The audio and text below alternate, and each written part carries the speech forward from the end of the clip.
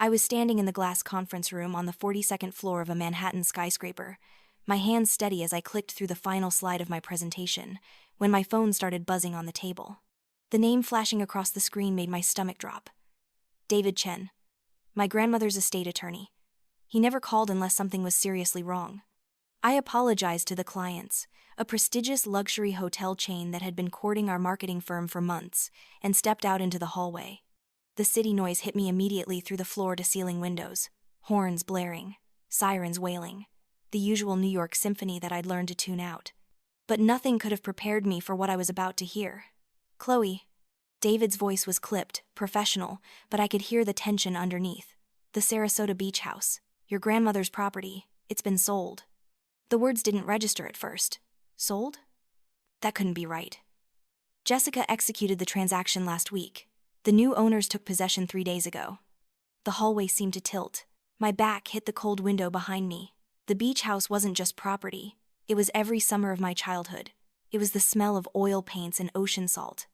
It was my grandmother Eleanor's wrinkled hands guiding mine across a canvas as the sunset painted the sky in impossible colors. It was her promise, whispered to me during her final days, that the house would be mine, a place where I could always create, always be free. Before you hear what happened next, if you're enjoying this story of how I took back everything that was stolen from me, please hit that like button and subscribe. Your support means everything, and I promise, this story is just getting started. Drop a comment and let me know if you've ever had to stand up to family. Now, let me take you back to how this nightmare began. 6 months earlier, I'd been living what I thought was my dream life in New York.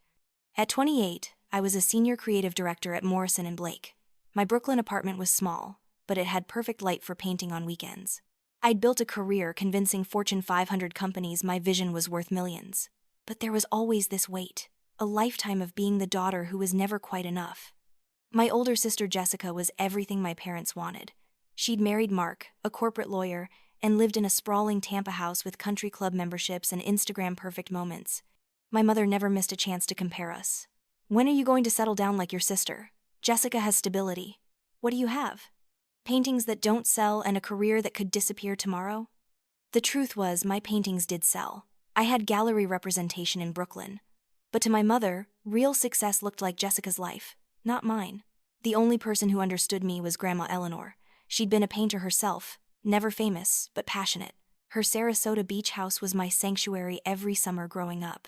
While Jessica attended tennis camp, I learned to mix colors and see light the way Grandma did.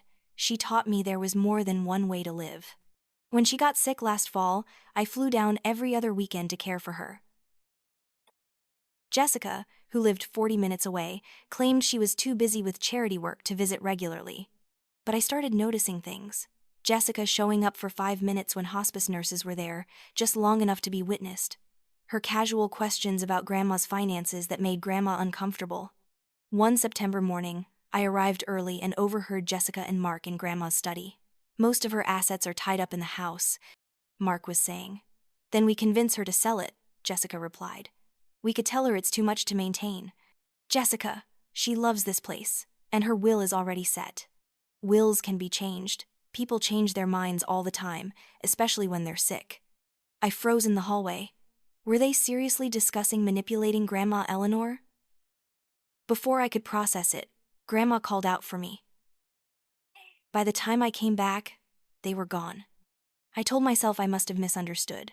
During one of my last visits, Grandma squeezed my hand with surprising force. "The house is yours, Chloe. I've made it clear in my will. Don't let anyone tell you otherwise. Promise me you won't let anyone take that from you."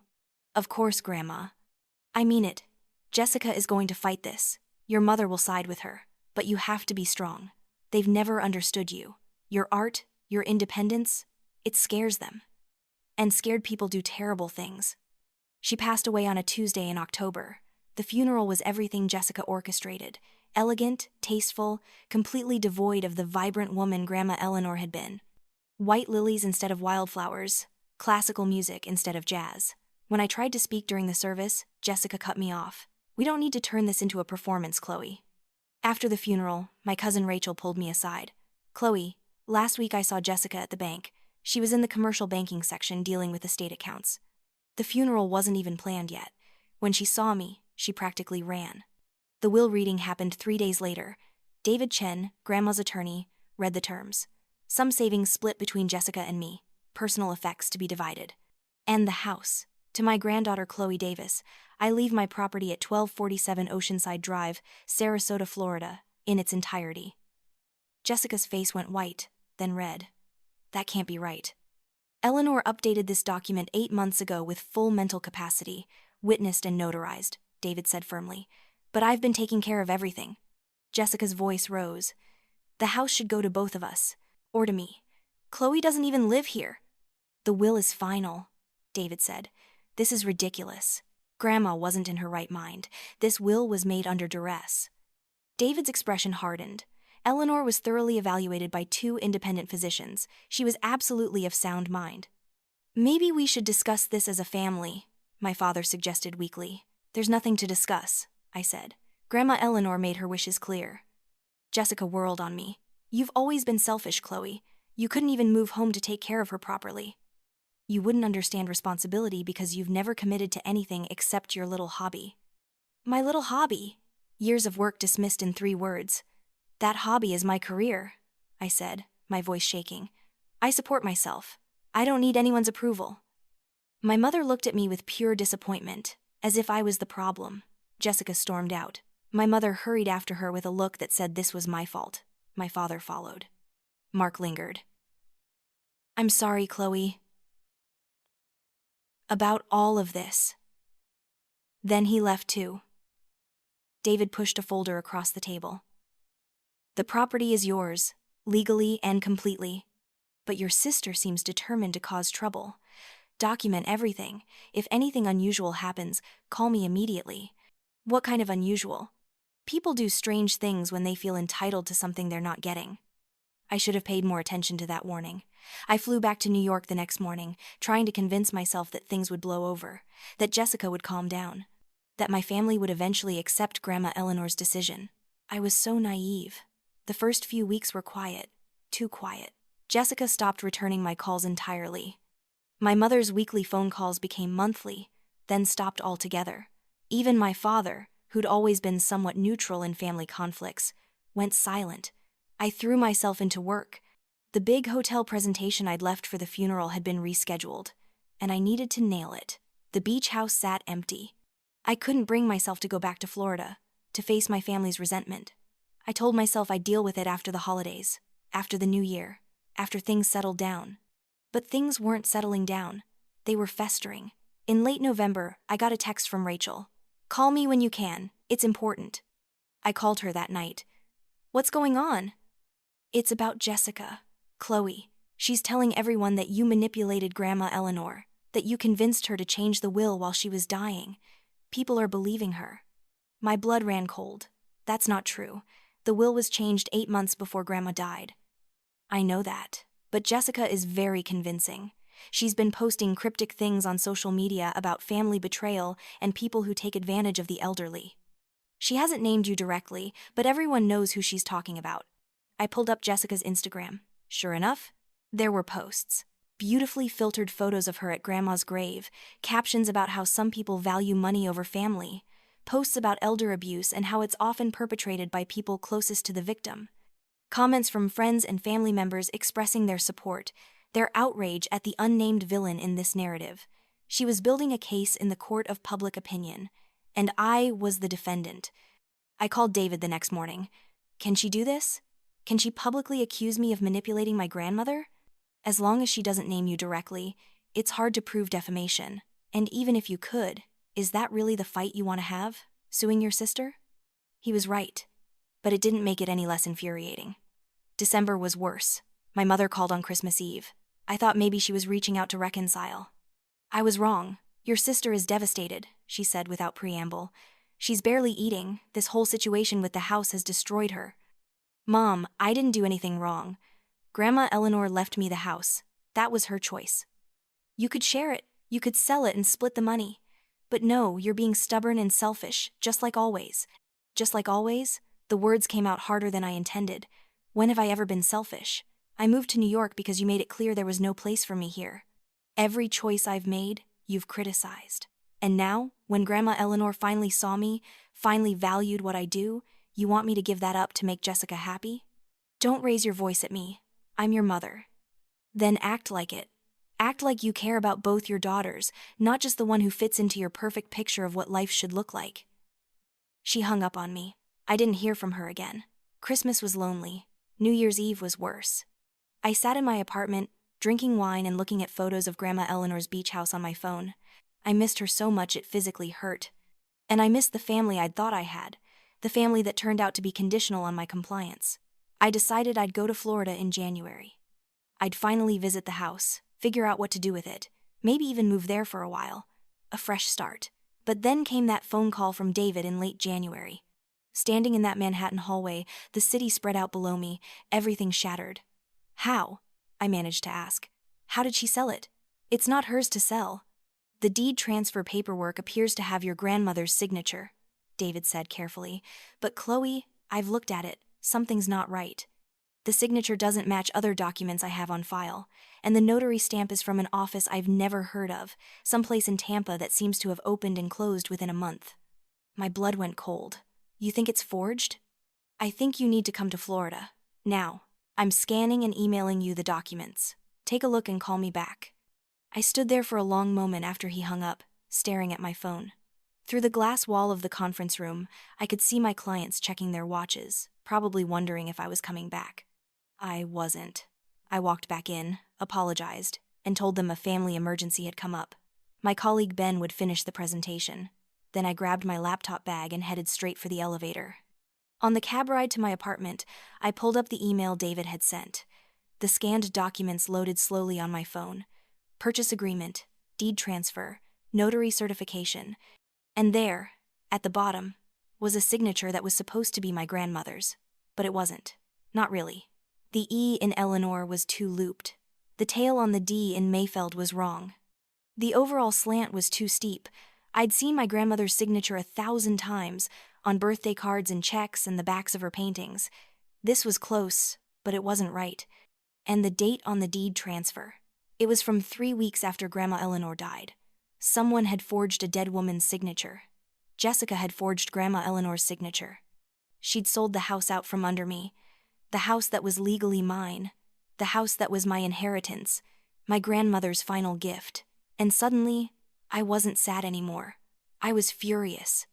I packed a bag as soon as I got home, threw in enough clothes for a week, grabbed my laptop, and booked a one-way ticket to Tampa on the next available flight. I texted my boss that I needed emergency leave. Family crisis. I'd explain later. Then I texted David Chen. I'm on my way. Have everything ready. We're gonna fix this. I didn't tell my family I was coming. I wanted the element of surprise. The flight felt endless. I sat in my window seat, staring at the clouds, my mind racing. This wasn't just about a house. This was about every time Jessica had been praised while my accomplishments were dismissed. Every time I'd been told to be more like her, to want what she wanted, to live the life my parents approved of. Every time I'd swallowed my hurt and pretended their favoritism didn't cut me to the bone. Grandma Eleanor had seen me, really seen me. She'd left me that house because she knew I needed it, knew I deserved it, knew that I was worth something even if my own parents couldn't see it. And Jessica had stolen it. She'd literally forged documents and committed fraud because she couldn't stand that for once, just once, I'd been chosen over her. Well, I was done being the compliant little sister who kept the peace. I was done protecting Jessica's image and my parents' feelings at the expense of my own. I landed in Tampa just after 9 p.m. Rented a car and drove straight to my parents' house. But as I pulled onto their street, I noticed something odd. Jessica's BMW wasn't in the driveway. Neither was Mark's Audi, just my parents' cars. I parked and sat there for a moment, debating. Part of me wanted to confront them all at once, but another part of me wanted to know what my parents would say without Jessica there to control the narrative. I got out of the car and walked to the front door. Used my key and stepped inside. My parents were in the living room, watching television. They both jumped when they saw me. "Chloe," my mother said, her hand going to her chest. "You scared us. What are you doing here?" "Hi, Mom, Dad, sorry for the surprise visit." I set my bag down. "We need to talk." My father muted the television. "Is everything all right?" "No, everything is not all right. Jessica sold Grandma's house." The look that passed between my parents told me everything I needed to know. They knew. They'd known all along. Now, Chloe, my father started, I'm sure there's a reasonable explanation. A reasonable explanation for forging legal documents and committing fraud? My mother's face flushed. Don't be dramatic. Jessica was just trying to help. The house was sitting empty. It made sense to sell it. It wasn't hers to sell, Mom, it was mine. Legally, explicitly mine. You don't even live here. My mother snapped. What were you going to do with it? Let it sit empty while you played artist in New York? Jessica has a use for that money. She has real expenses, real responsibilities. What expenses? I asked. What's so urgent that she'd commit a felony? Another look between my parents. My mother's lips pressed into a thin line. That's none of your business, she said finally. It is my business when she steals from me to pay for it. My father stood up, trying to play peacemaker. Chloe, honey, why don't we all calm down? I'm sure we can work something out. Maybe Jessica can give you a portion of the sale price. A portion? Dad, she stole my property. She forged Grandma's signature. That's not a family disagreement, that's a crime. Don't talk about your sister that way, my mother said coldly. Jessica has always been there for this family. She's the one who stayed close, who helped out when we needed it. You ran off to New York the first chance you got. I left because you made it clear I wasn't welcome unless I became someone else, someone more like Jessica. Jessica is successful. Jessica is stable. Maybe if you'd tried to be more like her, your life wouldn't be such a mess. The words hit like a physical blow. My life was a mess, not because I had a career I loved, or art that mattered to me, or independence I'd fought for, but because I wasn't Jessica. I looked at my mother, really looked at her, and I saw something I'd never let myself see before. She didn't just prefer Jessica, she resented me. Resented my choices, my refusal to conform, my insistence on being myself even when it disappointed her. Where does Jessica live now? I asked quietly. What? My mother looked confused by the change of subject. You said she has expenses, real responsibilities. Where does she live? That's none of your concern. But my father, ever the weak link, spoke up. They're renting a place in Tampa, near West Shore. Renting? I frowned. What happened to their house? Silence. Mom, Dad, what happened to Jessica's house? They sold it, my mother finally admitted. They needed to downsize. Downsize? They had that house for 5 years. It was Mark's dream home. Something clicked. They're in debt, aren't they? That's what this is about. Jessica is in debt, and she sold Grandma's house to cover it. You need to leave, my mother said, standing up. Get out of this house. You're not welcome here until you're ready to act like family. I'm not welcome? I'm the one who got robbed, and I'm not welcome? Out, now.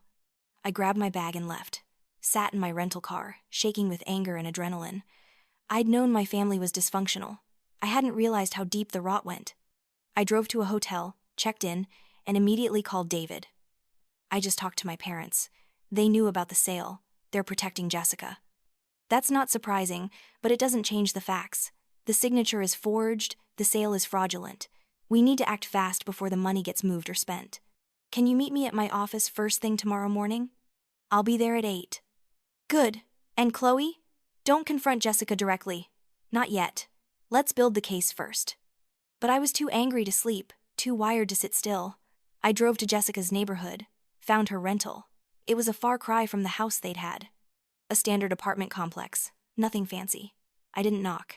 I just sat in my car, watching the lights in what I assumed was her unit, trying to understand how we'd gotten here, how the sister I'd grown up with, the sister I'd looked up to despite everything, had become someone capable of this. The next morning, I met David at his office. He'd prepared everything. The original will, examples of Grandma Eleanor's real signature, documents showing the timeline of when the deed transfer was supposedly signed, weeks after Grandma's death. This is fraud, he confirmed. Clear-cut. And because it involves real estate and significant monetary value, it's a felony. We need to report this to the police, and we need to file an emergency injunction to freeze any assets from the sale. What about the family who bought the house? I asked. The Garcias? They're victims too. They bought the property in good faith. Once this gets sorted out, they'll get their money back and the sale will be voided. But that's going to take time and legal action. Do it, I said. All of it. David spent the morning making calls, filing paperwork. By noon, we had a meeting scheduled with Detective Sarah Morrison at the Sarasota Police Department for the following day.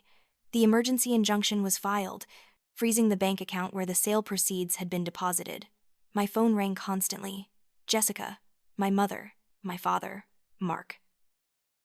I ignored all of them. At 12:30, I sent a text to the family group chat. I know about the forged signatures. I know about the fraudulent sale. You have until 5 p.m. today to return the money and confess. Otherwise, I'm filing criminal charges. Jessica's response came within minutes. You're making a huge mistake. You're going to tear this family apart. I typed back, you did that when you forged Grandma's signature. My mother, how can you do this to your own sister? Me, how can you defend someone who committed fraud? My father, please, let's talk about this rationally. Me, I've been rational for 28 years. I'm done. At 5 p.m., when no one had agreed to my terms, I called David. File everything. That evening, Rachel called me. Chloe, what's happening? Jessica is posting all over social media that you're trying to have her arrested. Not trying. Doing. She forged legal documents and stole from me. Oh my God, Chloe, is this for real? Completely real. What can I do to help? The question surprised me. You believe me? Of course I believe you.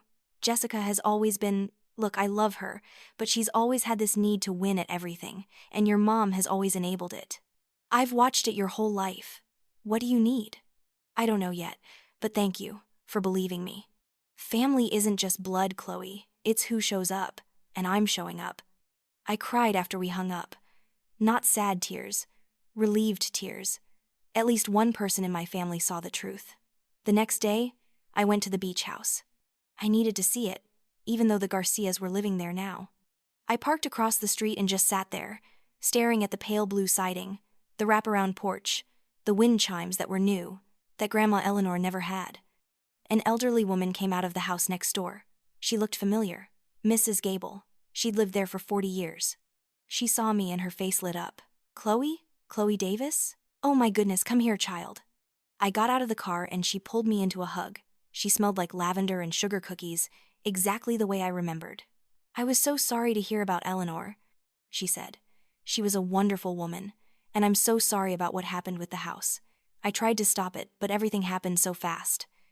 What do you mean? I asked. Mrs. Gable glanced back at the house, then lowered her voice. Right after the funeral, your sister showed up here like a woman on a mission. She had a moving truck, professional cleaners, the works. She cleared out the house in 3 days, threw away so much of your grandmother's stuff. I saw her tossing paintings into a dumpster, Chloe. Original Eleanor Mayfeld's, just thrown away like trash. My heart stopped. She threw away Grandma's paintings? I managed to save a few things. Just grabbed what I could when she wasn't looking. I've been holding on to them, hoping you'd come by. She took my arm. Come on, let me show you. I followed her into her house, which hadn't changed since I was a kid. Same floral couch, same family photos on the walls. She disappeared into a back room and emerged with a cardboard box. I grabbed what I could, she said. Some books, a few smaller paintings, some jewelry, and this. She pulled out an old external hard drive. I found it in the studio. It has a label on it that says, Memory Box. I thought it might be important. I took the hard drive with shaking hands. Mrs. Gable, I can't thank you enough. Eleanor loved you so much, she said softly. She used to tell me all the time how proud she was of you, how brave you were for following your dreams. She'd be so proud of how you're standing up for yourself now. Did you see Jessica? Did you see what she was doing? Oh yes, she was here for 3 solid days. She seemed frantic, honestly, like she was racing against time. She kept checking her phone, looking over her shoulder. I tried to talk to her once, to ask if you knew what she was doing, and she practically bit my head off. Said you'd given her permission to handle everything. I didn't. I never gave her permission to touch anything in that house. Mrs. Gable nodded knowingly. I thought as much. That's why I saved what I could. Something didn't feel right about the whole thing. We talked for a few more minutes, and Mrs. Gable promised she'd be willing to give a statement to the police about what she'd witnessed. Another piece of evidence. I went back to my hotel and spread the contents of the box out on the bed. The paintings were small watercolors, seascapes, and sunsets. The jewelry included Grandma's favorite turquoise necklace, the one she wore in every photo from the 70s. The books were art theory and technique guides, their pages filled with her handwritten notes. And then there was the hard drive. I plugged it into my laptop, my heart racing. It took a moment to load, the old technology groaning to life. When it finally opened, there was a single folder labeled, "For Chloe." Inside that folder were dozens of files, photos from my childhood summers, scans of my early artwork that Grandma had kept, and a video file dated 8 months before her death. I clicked play. The video was shaky at first, like someone learning to use the camera. Then it steadied, and there was Grandma Eleanor. She was sitting on the porch of the beach house, the ocean visible behind her. This was recent, maybe a year ago, before she got really sick. She looked healthy, clear-eyed, wearing her favorite paint-stained shirt. "Hello, my darling Chloe," she said to the camera, and her voice broke something inside me. "If you're watching this, it means I'm gone. I'm sorry I can't be there with you anymore, but I hope I gave you enough love and encouragement to last a lifetime." Tears were already streaming down my face. I'm making this video because I know my family. I love them, but I know them. Your mother has always favored Jessica. Not because Jessica is better or more worthy, but because Jessica makes choices your mother understands. Marriage, stability, tradition. Your choices frighten your mother because they're brave, and your mother has never been brave. Grandma Eleanor leaned forward, her expression growing more serious. "I know that Jessica will not be happy with my will. She's my granddaughter and I love her, but she's always needed to win, to have more, to be the best. She measures her worth by comparison, and that's a terrible way to live. I've watched her struggle with this her whole life, and I've tried to help her, but some lessons people have to learn on their own." She paused, looking directly into the camera, directly at me. "This house is yours, Chloe, not because of money or property value, but because you understand what it means. You understand that art isn't about perfection, it's about truth. It's about having the courage to show people who you really are, even when they don't understand, even when they think you should be someone else." She took a deep breath. "I know Jessica might try to challenge this. She might try to manipulate you or guilt you into sharing or selling. So I'm making this video as a living will, a testament that cannot be disputed. Today is March 15th, 2023. I am Eleanor Jane Mayfeld, at my residence at 1247 Oceanside Drive, Sarasota, Florida. I am 76 years old. I am of sound mind and body, as certified by my physicians, Dr. Richard Saunders and Dr. Maria Lopez. I am making this declaration in the presence of this camera and God as my witnesses, without any coercion or undue influence." She straightened up, her voice taking on a formal tone that sent chills down my spine.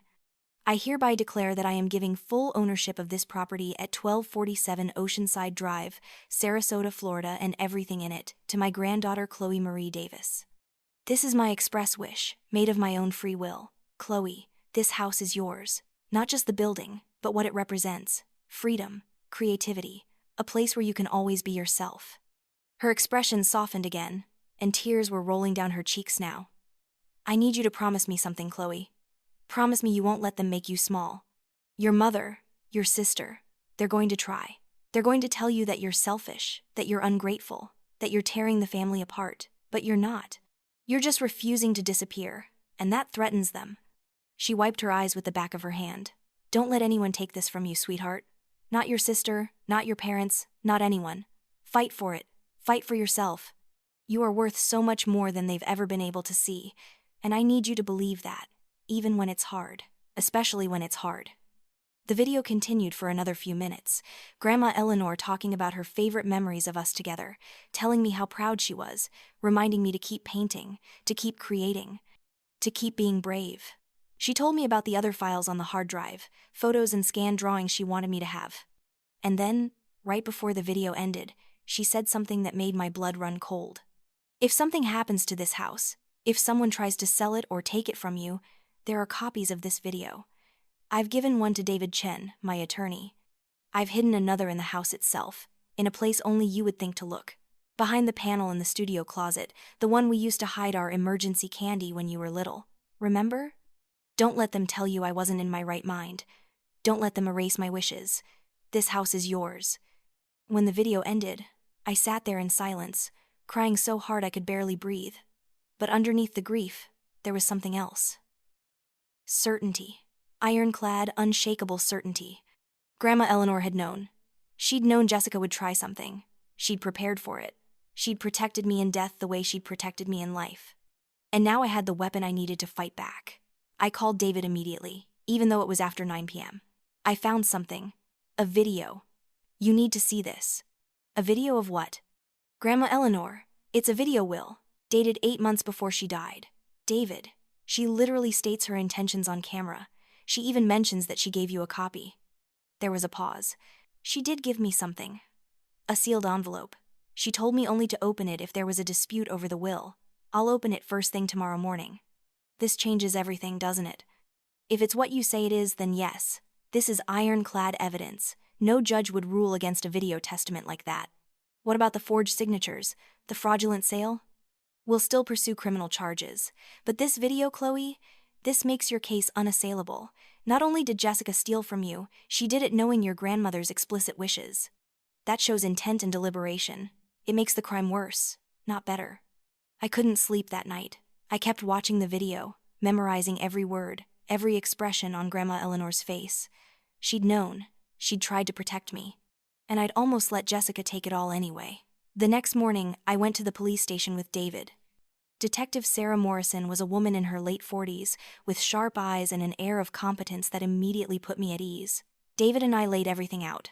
The forged signatures. The timeline showing the deed transfer was dated after Grandma Eleanor's death. Mrs. Gable's statement about Jessica's hasty clearing of the house. Mark's suspicious behavior suggesting prior knowledge. And then we showed her the video. Detective Morrison watched it in silence. When it ended, she sat back in her chair. This is one of the most clear-cut fraud cases I've ever seen. Your sister is going to face serious charges. Forgery, grand theft, fraud. We're talking felonies with potential prison time. What happens now? I asked. I'll open a formal investigation. We'll need to interview Jessica, Mark, your parents, anyone who might have knowledge of the fraud. We'll freeze all assets related to the sale. And with evidence this strong, I expect we'll be making an arrest within the week. My phone buzzed. A text from an unknown number. You're destroying your family. Are you happy now? I showed it to Detective Morrison. Can I respond to this? I'd advise against direct contact until we've completed our investigation. But document everything. Every text, every call, every email, it's all potential evidence. Over the next few days, my phone exploded. Messages from family friends, distant relatives, people I barely knew. Jessica had launched a full social media campaign, painting herself as the victim of a vindictive younger sister. She posted photos from the funeral, captions about being persecuted for caring about family. She talked about how I was trying to have her arrested for a simple paperwork mistake, but for every message of support she received, there were others who saw through it. Rachel sent me screenshots of conversations where people were questioning Jessica's version of events. Former classmates reached out to me privately, offering their support. And then, 4 days after my meeting with Detective Morrison, everything exploded. Mark came to see me at my hotel. He looked terrible. His hair was a mess, his shirt wrinkled, his eyes bloodshot. "Can I come in?" he asked. Every instinct told me to say no, but curiosity won out. I let him in but left the door propped open. "What do you want, Mark?" He sat down heavily on the edge of the bed. "I need to tell you the truth. All of it." I crossed my arms and waited. Jessica and I are in debt, serious debt, over $300,000. I felt the breath leave my lungs. How? It started small. Credit cards. Then she got involved with some friends who were flipping houses. They convinced her to invest. The flips failed. She lost everything. Then she tried to make it back through online trading. Lost more. She kept borrowing, kept transferring balances, kept digging the hole deeper. And you let her? I didn't know. Not at first. She hid it from me. By the time I found out, we were in too deep. We had to sell our house just to stay afloat. Even that wasn't enough. "So you decided to steal from me." I told her not to. I swear to God, Chloe. I told her it was wrong. But she was desperate. She kept saying your grandmother wouldn't have wanted the house to just sit empty. That it made more sense for us to have the money since we actually needed it. Needed it? You needed it to pay off gambling debts and failed investments? That's not need, Mark. That's consequence. I know. His voice broke. I know. And I'm sorry. I'm so sorry. I should have stopped her. I should have reported it myself. But she's my wife, and I kept hoping we could figure something out, that we could pay you back before you found out. You're a lawyer, Mark. You knew this was fraud. You knew it was a felony. I'm going to lose my license. He put his head in his hands. The Bar Association is already investigating. I'll be disbarred. My career is over. I felt nothing. No sympathy, no satisfaction. Just a cold certainty that justice was finally being served. Why are you telling me this now? Because I can't go to prison, Chloe. I have to cut a deal. The prosecutor said if I cooperate fully, testify against Jessica, they'll reduce my charges to conspiracy. I'll do community service, probation, but no jail time. You're here to betray your wife. I'm here to take responsibility for my part in this, and to tell you that Jessica is planning something. She's not going to go down quietly. My stomach clenched. What do you mean? She's been talking to our friend Richard. He's a private investigator. She's trying to dig up dirt on you, anything she can use to discredit you or make you look bad. She's convinced that if she can prove you're a bad person, somehow that will justify what she did. There's nothing to find. I haven't done anything wrong.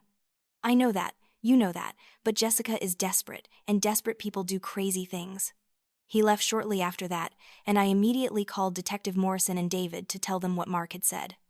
They assured me that anything Jessica tried to dig up wouldn't matter to the criminal case, but they advised me to be careful.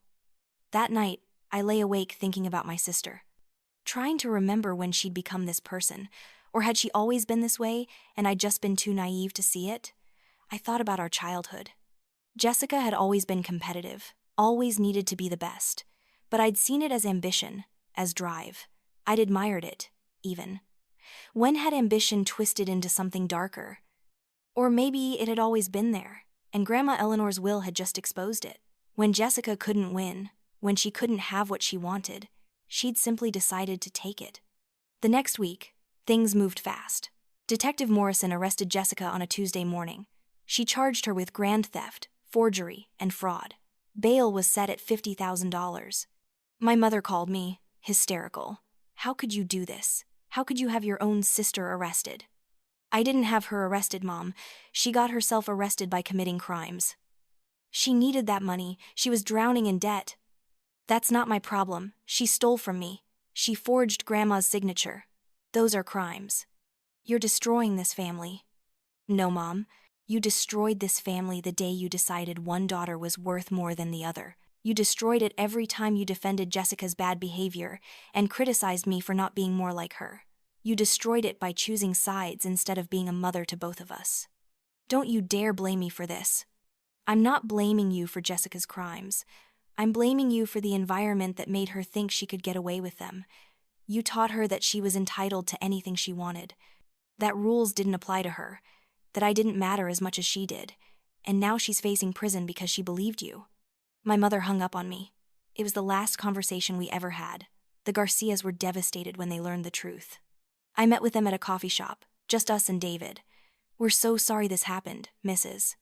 Garcia said, tears in her eyes. We saved for 10 years to buy that house. We thought it was our forever home. You have nothing to apologize for, I said. You're victims too.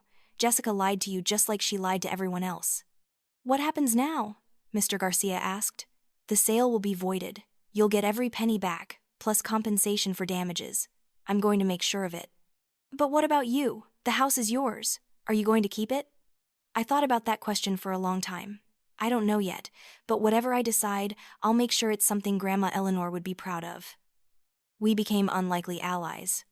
The Garcias provided detailed statements about the purchase process, about Jessica's insistence on a quick closing, about how she'd pressured them to waive the inspection, to accept her as-is terms. Every detail added to the mountain of evidence against my sister. 2 weeks later, Mark signed his plea agreement. In exchange for testifying against Jessica and returning what was left of his share of the money, he got probation and community service. His law license was suspended, but not permanently revoked. He'd have a chance to rebuild, eventually. Jessica's trial was set for July. Her lawyer tried to negotiate a plea deal, but the prosecutor wasn't budging. With the video evidence, the forged signatures, Mark's testimony, and the Garcia's statements, the case was ironclad. Jessica was looking at 3 to 5 years in prison if convicted. She finally agreed to a deal. Full restitution to the Garcias, a public apology and admission of guilt, forfeiture of any claims to Eleanor's estate, 200 hours of community service, 5 years probation, and a felony conviction on her record. But I added one more condition, the thing that hurt Jessica more than anything else. A public post on social media, admitting exactly what she'd done. Not a vague apology, but a detailed confession. Her lawyers fought it, called it cruel and unusual. But ultimately, the prosecutor made it clear.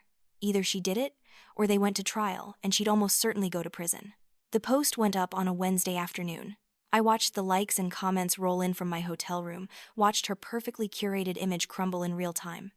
"I need to confess something that I'm deeply ashamed of," the post began. "After my grandmother passed away, I forged her signature on legal documents and fraudulently sold a house that belonged to my sister Chloe. I did this because I was in severe debt due to bad investments and irresponsible spending. I thought I could get away with it. I was wrong." The post continued for several paragraphs, detailing exactly what she'd done, how she'd done it, and the harm she'd caused. She admitted to manipulating our grandmother, to lying to the Garcias, to betraying her family. "I am facing legal consequences for my actions, as I should be. I've had to sell everything I own to make restitution. My husband and I are separating. My relationship with my family is destroyed. And I have to live with the knowledge that I betrayed the people who loved me most." The post ended with, "I don't expect forgiveness from my sister. I don't deserve it. I just wanted the truth to be known. What I did was wrong, and I'm sorry." Within hours, it had thousands of shares. Local news picked it up. The comments section was brutal. Friends who'd supported her turned on her. Her charity organizations asked her to step down. Her perfect life, her carefully constructed image, all of it crumbled like sand. My mother called me one last time. "I hope you're happy. You've destroyed your sister's life." She destroyed her own life, Mom. And honestly, I think the person I'm most angry at is you. "Me?" "Yes, you. You did this. You created a monster by convincing Jessica that she deserved everything she wanted. You told her she was better than me, more important than me. You defended every selfish thing she did, and when she finally went too far, when she finally crossed a line she couldn't come back from, you still chose her. Even now, knowing what she did, you're calling me to defend her. She's my daughter.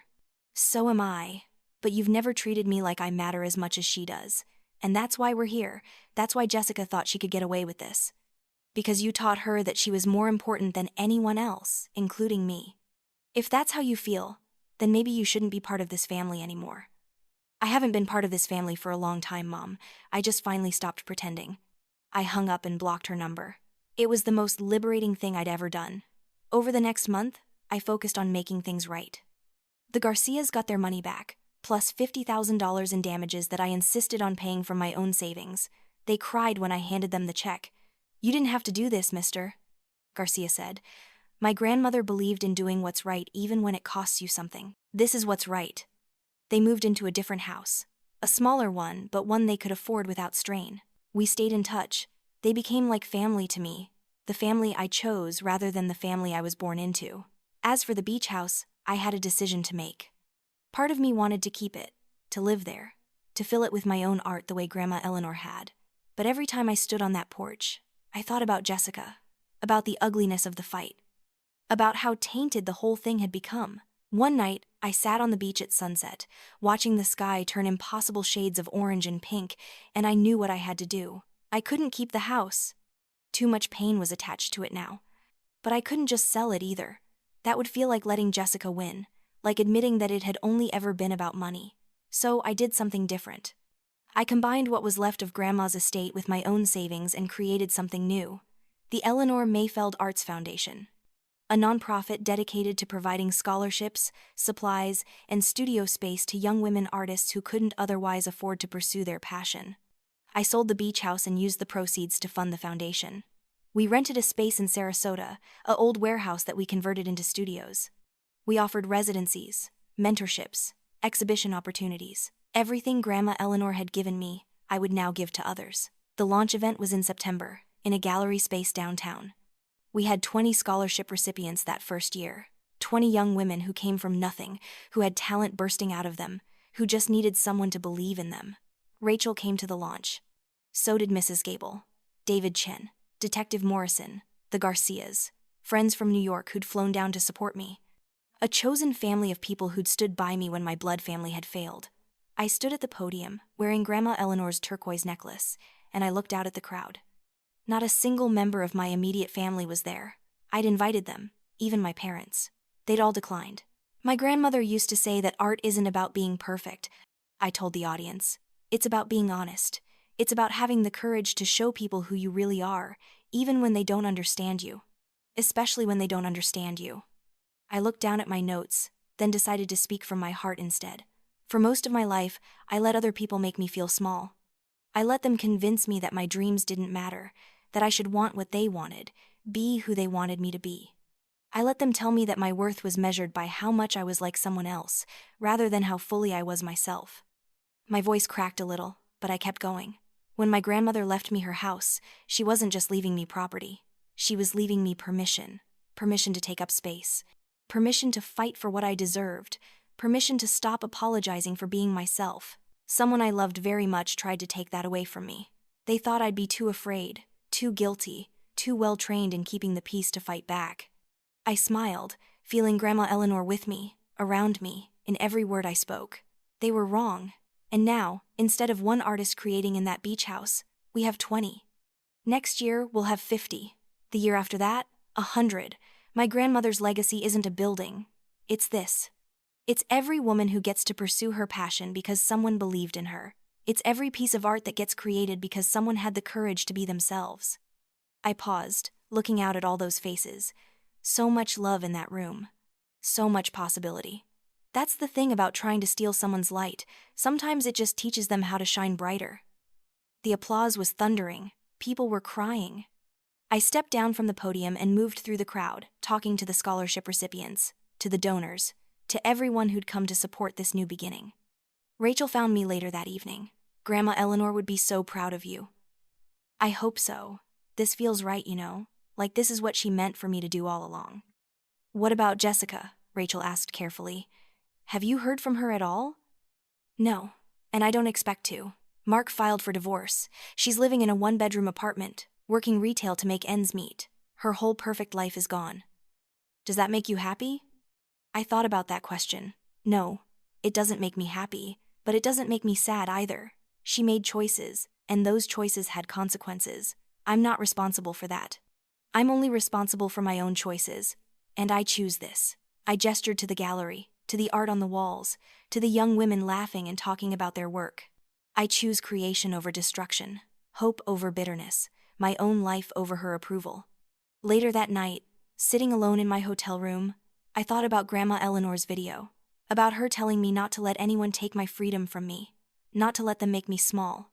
I hadn't just kept my freedom, I'd multiplied it. I'd taken what was meant to destroy me and turned it into something that would help dozens, eventually hundreds, of women find their own freedom.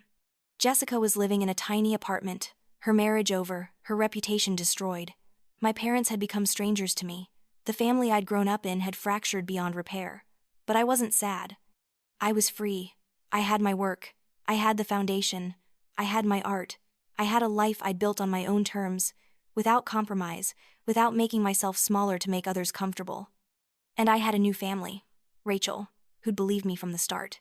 Mrs. Gable, who'd saved what she could of Grandma's legacy. The Garcias, who'd forgiven me for the chaos I'd inadvertently brought into their lives. David Chen, who'd fought for me. Detective Morrison, who'd believed me. All the artists in the foundation who called me mentor and friend. For the first time in my life, I was surrounded by people who saw me, really saw me.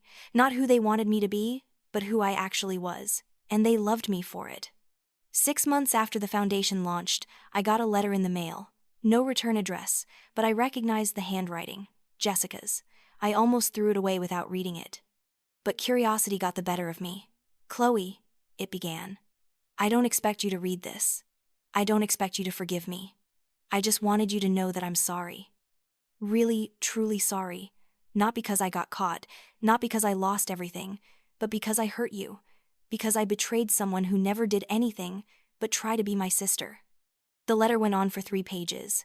Jessica talked about her debt, her desperation, her conviction that she deserved the money more than I did. She talked about how our mother had always made her feel like she had to be perfect, had to win, had to be better than everyone else.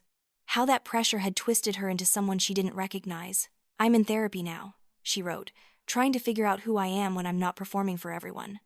It's hard. It turns out I don't know myself very well. I spent so long being who Mom wanted me to be, who Mark wanted me to be, who everyone else wanted me to be, that I forgot to figure out who I actually am. She ended with, "I know I don't deserve your forgiveness.